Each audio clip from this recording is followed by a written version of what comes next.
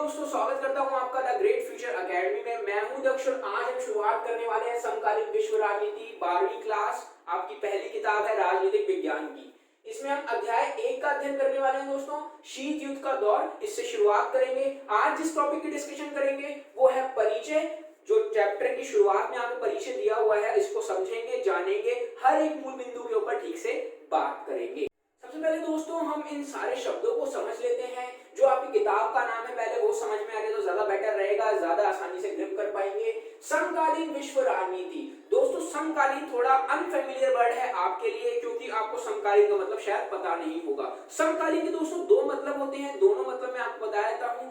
समकालीन का पहला मतलब जो होता है वो होता है कोएग्जिस्टेंसी। कोएग्जिस्टेंसी मतलब कि एक दो घटनाएं जो एक ही समय में घटी हों। उदाहरण के लिए यूरोप में औद्योगिक क्रांति हो रही थी 18वीं शताब्दी में, उसी के समकालीन भारत ब्रिटिशियर्स का गुलाम था। तो दो घटनाएं जो एक समय में घटी हैं, एक समय में दो दो चीजें हो रही होती हैं इकट्ठी, उसी को बोला जाता है कोएग्जिस्टेंसी या फिर समकालीन। इधर ये मतलब नहीं है। इधर समकालीन का जो मतलब दिया गया है दोस्तों, उसका मतलब आधुनिक। आधुनिक आज की करंट, जो आज की मॉडर्न राजनीति है, आज का आधुनिक समकालीन यानी आधुनिक विश्व मतलब की दुनिया, और राजनीति। राजनीति मतलब राज्य को चलाने का सिस्टम, किस तरह से राज्य को चलाया जाएगा, गवर्न किया जाएगा, उसमें सुरक्षा दी जाएगी, विकास किया जाएगा, इसको बोलते हैं राजनीति। तो आज की आधुनिक दुनिया की राजनीति को समझने की कोशिश करेंगे, सिस्टम्स को समझने की इस किताब के अंदर हम कोशिश करेंगे। इसके बाद दोस्तों अध्याय 1 है आपका शीत युद्ध का दौर। तो हम शीत युद्ध के दौर को इस चैप्टर के अंदर पूरा का पूरा स्टडी करने वाले हैं। क्या है शीत युद्ध का दौर, ये भी आपके लिए अनफेमिलियर है अभी तक। युद्ध, युद्ध मतलब लड़ाई, शीत मतलब कि ठंडा। जो लड़ाई ठंडी पड़ी हुई है अभी पर, वो लड़ाई कभी भी छिड़ सकती है, कहीं भी हो सकती है, इसी को बोलते हैं शीत युद्ध। लड़ाई पर जो अभी ठंडी पड़ी हुई है, कभी भी कंडीशन लड़ाई की बन सकती है। अभी बस आपको इतना समझना है, बाकी इसका डिटेल तो हम अध्ययन करेंगे ही। तो परिचय, इंट्रोडक्शन पढ़ेंगे चैप्टर का। सबसे पहले हम इसकी शुरुआत इस चैप्टर में, इस वीडियो के अंदर करते हैं।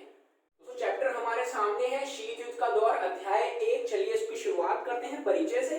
परिचय यानी कि इंट्रोडक्शन, की चैप्टर के अंदर क्या क्या है। जैसे कि एक मूवी का ट्रेलर होता है, उसी तरह से आपको मोटी मोटी समझ देने के लिए कि क्या क्या चैप्टर के अंदर है, परिचय बताया गया है। यह अध्याय पूरी पुस्तिका के लिए एक पूर्व पीठिका प्रस्तुत करता है। पूर्व पीठिका मतलब होता है दोस्तों, पीठिका मतलब होता है ग्रंथ। ग्रंथ और पूर्व मतलब कि पुराना, पुराने समय का जैसे ग्रंथ होता है। ग्रंथ ही तो है हमारा पूरा का पूरा इतिहास। उठा के देखो, इतना बड़ा ग्रंथ है, इतनी बड़ी बड़ी विशेष घटनाएं घटी हैं। तो शीत युद्ध भी उसमें से एक क्या है, एक घटना है। तो वही बात है कि उसके लिए एक पार्ट, एक पुराने समय का एक पार्ट जो है आपके सामने प्रस्तुत कर रहा है, एक पूर्व पीठिका आपके सामने प्रस्तुत कर रहा है। शीत युद्ध की समाप्ति को समकालीन विश्व राजनीति की शुरुआत की तरह देखा जाता है। जैसे कि मैंने बोला कि मॉडर्न पॉलिटिकल सिस्टम जो अब निकल कर आया, आधुनिक विश्व राजनीति जो निकल कर आई, जब शीत युद्ध खत्म हुआ उसके बाद से ही जो आज का पॉलिटिकल सिस्टम है, नया पॉलिटिकल सिस्टम है, डेमोक्रेसीज है दुनिया के अंदर, कम्युनिस्ट सिस्टम है, सोशलिज्म है, ये नए नए सिस्टम शीत युद्ध खत्म होने के बाद निकल कर आए। जब शीत युद्ध में उपस्थित देश खत्म हो गए, आगे हम इसको समझेंगे, उनके अंदर समाजवाद खत्म हो गया, सोवियत संघ खत्म हो गया। तो सोवियत संघ में जितने भी देश थे उन्होंने सोवियत प्रणाली को छोड़कर अमेरिका की प्रणाली को अपनाया। तो नई तरीके के सिस्टम आए, इसको हम आगे समझेंगे दोस्तों। तो इसे ही बोला जा रहा है कि नई विश्व राजनीति की शुरुआत होती है दुनिया के अंदर, जब दुनिया दो भागों के अंदर बटी होती है, वो खत्म हो जाती है, एक भाग खत्म हो जाता है।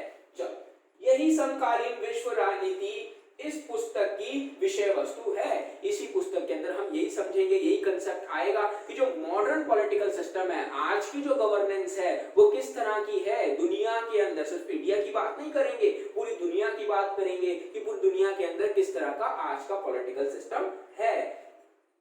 तो आगे चलते हैं, विषय वस्तु है। इसलिए यह उचित ही है कि हम कहानी की शुरुआत शीत युद्ध की चर्चा से करें। इसलिए क्योंकि आज का पॉलिटिकल सिस्टम समझना है तो उससे थोड़ी सी पहले की घटना तो समझनी पड़ेगी ना, जब तो उसकी प्रतिभूति पर समझ पाओगे, उसकी पृष्ठभूमि आपको समझनी बहुत जरूरी है, तभी आपको अंडरस्टैंड आप उसको कर पाओगे, समझ पाओगे, है ना। तो इसलिए हमें शीत युद्ध से शुरुआत करनी होगी। इससे हम आसानी से सारी की सारे पॉलिटिकल सिस्टम को दुनिया के अंदर समझ पाएंगे। तो ये इस अध्याय से यह साफ होगा कि किस तरह दो महाशक्तियां संयुक्त राज्य अमेरिका और दूसरा सोवियत संघ का वर्चस्व शीत युद्ध के केंद्र में था। मैंने जैसे बताया कि दुनिया दो भागों के अंदर डिवाइड थी। कौन कौन से दो पार्ट्स थे? एक था सोवियत संघ, दूसरा था अमेरिका। दुनिया दो पार्ट्स के अंदर बटी हुई थी। अमेरिका ने बहुत सारे देशों को अपने साथ मिला लिया, नाम रखा नाटो। इधर रशिया ने अपने साथ बहुत सारे देशों को मिला लिया, नाम रखा सोवियत संघ। तो सोवियत संघ समझ में आ गया आपको क्या है? रशिया और उसके आसपास के देशों को मिला के बना सोवियत संघ। ये व्यवस्था थी। दुनिया के अंदर दो सुपर पावर थी। इन्होंने क्या क्या काम करे, कैसे काम करे, ये सब हम आगे समझने वाले हैं।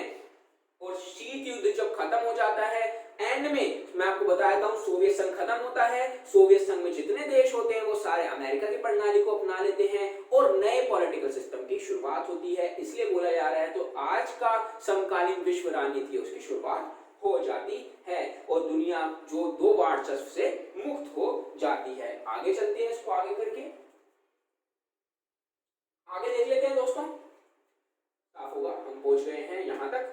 यह अध्याय हमें विश्व के विभिन्न हिस्सों में शीत युद्ध की समरस्थलियों तक भी ले जाएगा।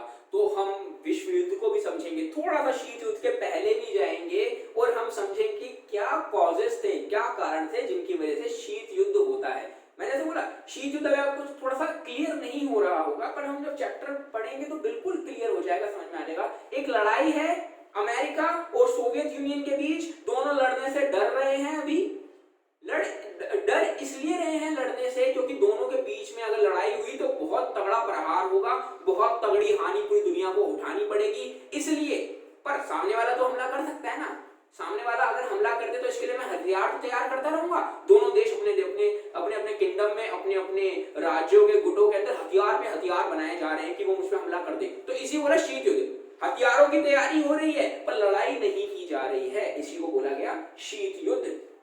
तो हम शीत युद्ध से पहले भी जाके चीजों को समझेंगे कि द्वितीय विश्व युद्ध हुआ, प्रथम विश्व युद्ध हुआ, उससे क्या दुनिया को नुकसान उठाने पड़े, उससे क्या क्या कॉजेस निकल कर आए, उसके क्या क्या कॉजेस थे, उससे क्या क्या कंक्लूजन निकल कर आए, निष्कर्ष निकल कर आए, और दुनिया को शीत युद्ध में रहना पड़ा काफी समय तक। इस अध्याय में गुट निरपेक्ष आंदोलन पर इस दृष्टि से विचार किया गया है कि किस तरह इसने दोनों राष्ट्रों के दबदबे को चुनौती दी। अब दो महाशक्तियां थी पर दुनिया के अंदर अभी देश आजाद हो रहे थे। शीत युद्ध की शुरुआत होती है द्वितीय विश्व युद्ध के अंत से, यानी कि 1945 के बाद। भारत आजाद होता है 1947 में और इस समय बहुत सारा कॉलोनियलिज्म दुनिया के अंदर खत्म हो जाता है, यानी औपनिवेशिक सिस्टम खत्म हो जाता है, उपनिवेशवाद खत्म हो जाता है। दुनिया आजाद हो रही होती है गुलामी से। अगर वो आजाद हो रहे नए नए देश इन दो महाशक्तियों के गुटों में चले जाते तो सोचो कितना तगड़ा नुकसान होता। उनके पास पहले ही खाने को नहीं है, भूखमरी है, वो विकास करना चाहेंगे या महाशक्तियों की लड़ाइयों में पड़ना चाहेंगे?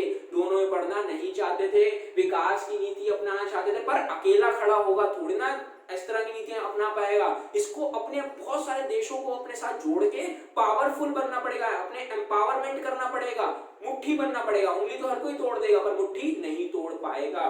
तो यही चीज वो करना चाहते थे। बहुत सारे गरीब देश जो अभी अभी अल्प विकसित थे, आजाद हुए थे, नवस्वतंत्र देश कहा गया आपकी किताब में उन देशों को, वो सारे के सारे इकट्ठे हो गए और एक स्वर में बोलने लगे, ना हम अमेरिका की तरफ जाएंगे, ना हम सोवियत यूनियन की तरफ जाएंगे, हम विकास चाहते हैं, हम मिलकर विकास करेंगे। इसका जिक्र भी यहाँ पर किया गया है।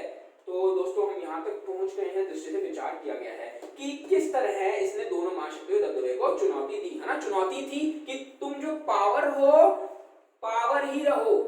हम मना नहीं कर रहे कि हम तुम्हें चुनौती, एक तरीके से हम तुम्हें लड़ाई नहीं कर रहे, पर हम तुम्हारे साथ जुड़ना भी नहीं चाहते हैं। अगर हम जुड़े तो इसमें हमारा नुकसान हो जाएगा, हमारा सारा पैसा, हमारे सारे लोग, हमारे सारे संसाधन लड़ाई में चले जाएंगे और हम ये कतई नहीं चाहते हैं, हमारा तो कोई इससे मतलब ही नहीं है। तो एक तरीके से चैलेंजिंग हो गया था महाशक्तियों के लिए कि ये अभी अभी, क्योंकि महाशक्ति तो सोच रही है कि मैं इतनी पावरफुल हूँ, आराम से जोड़ दूंगा मैं तो उसको अपने साथ में, कौन सी बड़ी बात है। पर इन देशों ने एक तरीके चैलेंज कर दिया महाशक्तियों को कि अपने साथ जुड़ने ही नहीं दिया। छोटे छोटे देशों ने अपने साथ महाशक्तियों को जुड़ने ही नहीं दिया, उनका दबदबा इन देशों के अंदर कायम नहीं हो पाया। दोस्तों आगे चलते हैं। इसके बाद कह रहा है कि गुटनिरपेक्ष देशों द्वारा नई अंतरराष्ट्रीय आर्थिक व्यवस्था स्थापित करने के प्रयास की चर्चा इस अध्याय में की गई है। तो नई अंतरराष्ट्रीय आर्थिक व्यवस्था, तो एक ऐसी व्यवस्था जो कि दोनों महाशक्तियों के दबदबे से अलग हो। दोनों महाशक्तियां जिस तरह से काम कर रही थी, अपना पैसा कहां लगा रही थी, हथियारों को बढ़ाने में, अपनी किलेबंदी को बड़ा करने में, क्योंकि दोनों जीतना चाहती थी। पर ये महाशक्तियों से अलग अलग है ना। जो नव स्वतंत्र राष्ट्र है वो क्या चाहते हैं, विकास चाहते हैं। तो विकास कैसे होगा, सब मिलके इंपोर्ट एक्सपोर्ट करेंगे, आयात निर्यात करेंगे चीजों का, है ना, और टैक्स फ्री रखेंगे चीजों को इंपोर्ट और एक्सपोर्ट में। और जितना हो सकता है इनके बीच में, इन छोटे छोटे देशों के बीच में जो भी मसले हैं उनको सुलझाएंगे और विकास की नीतियों को अपनाएंगे। संसाधन एक देश से दूसरे देशों के अंदर भेजने की ज्यादा कोशिश करेंगे और महाशक्तियों के साथ भी डील करने की कोशिश करेंगे, यानी कि इन देशों में भी एक्सपोर्ट निर्यात करने की कोशिश करेंगे, इनसे टेक्नोलॉजी लेने की कोशिश करेंगे, जिससे क्या होगा, इनके देश के अंदर फॉर्म ला सके, विकास की नीति आ सके, बड़े बड़े मॉडर्न टेक्निक आ सके, स्किल सीख सके यहाँ के लोग और विकास की नई चीजों को प्राप्त कर सके, जो कि गुलामी के समय में उनको कभी भी प्राप्त नहीं हो पाया। तो इन देशों के लिए नई अंतरराष्ट्रीय आर्थिक व्यवस्था निकलकर आ गई थी। स्थापित करने के प्रयास की चर्चा इस अध्याय में बताते हुए की गई है कि किस तरह इन देशों ने गुटनिरपेक्ष आंदोलन को अपने आर्थिक विकास और राजनीतिक स्वतंत्रता का एक साधन बनाया। तो इधर जो बताया गया है, जो व्यवस्था थी, इसके प्रयास की चर्चा इस अध्याय में की गई है, सब कुछ बताया हुआ है। मैं यह बताते हुए की गई है कि किस तरह इन देशों ने गुटनिरपेक्ष आंदोलन को अपने आर्थिक विकास, तो गुटनिरपेक्ष आंदोलन, ये गुटनिरपेक्ष आंदोलन क्या, जो सारे के सारे नवस्वतंत्र देश हैं वो इकट्ठे हो गए हैं, इनको बोला है गुटनिरपेक्ष देश, और इन्होंने महाशक्तियों के साथ जुड़ने की ठानी, इसको बोला है गुटनिरपेक्ष आंदोलन। और ये किस तरह से उनके लिए बेनिफिशियल साबित हुआ, ये भी हम समझेंगे कि आर्थिक विकास इसकी वजह से हो पाया, इनका राजनीतिक स्वतंत्रता मिल पाई, राजनीतिक स्वतंत्र हो गए ना। अगर महाशक्तियों के दबदबे में आ जाते तो दोबारा से राजनीतिक प्रतंत्र हो जाते, दोबारा से गुलाम हो जाते, उनकी नीतियों को फॉलो करना पड़ता, उनके अकॉर्डिंग चलना पड़ता, क्योंकि महाशक्तियां ने पैसा देती। तो ये इन्होंने खत्म कर दिया, राजनीतिक रूप से क्या हो गए, स्वतंत्र हो गए। दूसरा क्या हुआ, आर्थिक विकास, आर्थिक विकास कर पाए, ज्यादा से ज्यादा डेवलपमेंट कर पाए, डेवलपमेंट की नीतियां अपना पाए, क्योंकि ये यही चाहते थे, लड़ाई में पड़ना कतई भी नहीं चाहते थे। इसके बाद दोस्तों इसको मिटा देते हैं, आगे चलते हैं।